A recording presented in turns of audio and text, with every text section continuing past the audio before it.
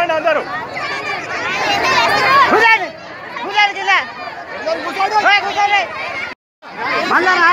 రాదు మళ్ళా కార్మిక సోదరు మళ్ళారా మేము మీకు ఒకటే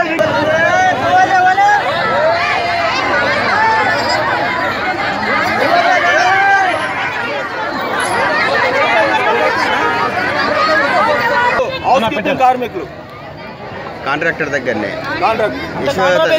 కాంట్రాక్ట్ బేసికే కానీ మేనేజ్మెంటే డైరెక్ట్ జీతం ఇవ్వడం అనేది జరుగుతూ ఉంది.